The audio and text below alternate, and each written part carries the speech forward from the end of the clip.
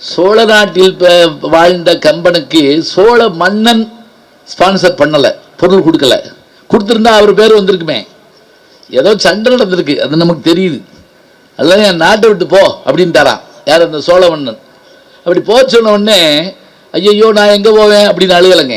கம்பன் என்ன சொன்னான் தெரியுமா?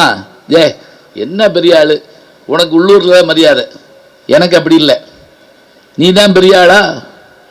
நான் எந்த நாட்டுக்கு வேணாலும் போவேன். மன்னவனும் நீயோ, வளநாடும் உனதோ, உன்னை அறிந்தோ தமிழ் ஓதினோம், என்னை விரைந்தேற்றுக் கொள்ளாத வேந்துண்டோ உண்டோ, குரங்கேற்றுக் கொள்ளாத கொம்பு. இதுதான் அருமையான வார்த்தை. பொருள் சொல்றேன் இருக்கேன். இதுக்கு என்ன அர்த்தம்னா,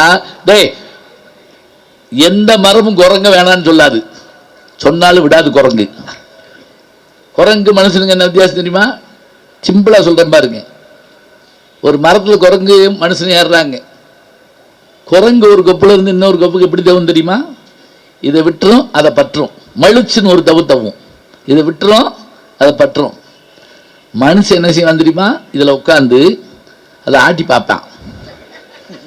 தாங்கும்னு தெரிஞ்சாதான் இதை விடுவானே தவிர குரங்கு மாதிரி தவ மாட்டான். அப்ப மனிதனுடைய இயல்பு என்ன என்றால், ஒன்றை பற்றி கொண்டு இன்னொன்றை விடுவது மனித இயல்பு.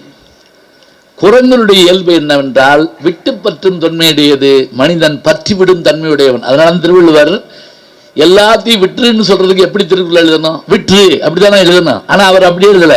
பற்றுக, முதல் வார்த்தையை பாருங்க. பற்றுக, பிடிச்சுக்கோ அப்படின்னாரு. எல்லாம் விட சொல்றாரு, பிடிச்சுக்கோங்கிறாரு. பற்றுக, எதை பற்றுக? பற்றற்றான் பற்றினை.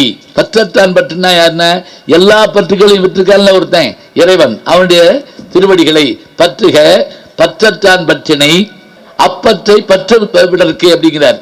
அப்பற்றை பற்று விடற்கு திரும்ப பற்றிக்கோ. உன்னுடைய பற்றுக்கள் எல்லாம் விட வேண்டும் என்று சொன்னால் பற்றுக, பற்றற்றான் பற்றினை, அப்பற்றை பற்றுக, பற்று விடற்கு. 2 பற்றுக போடுறாருங்க.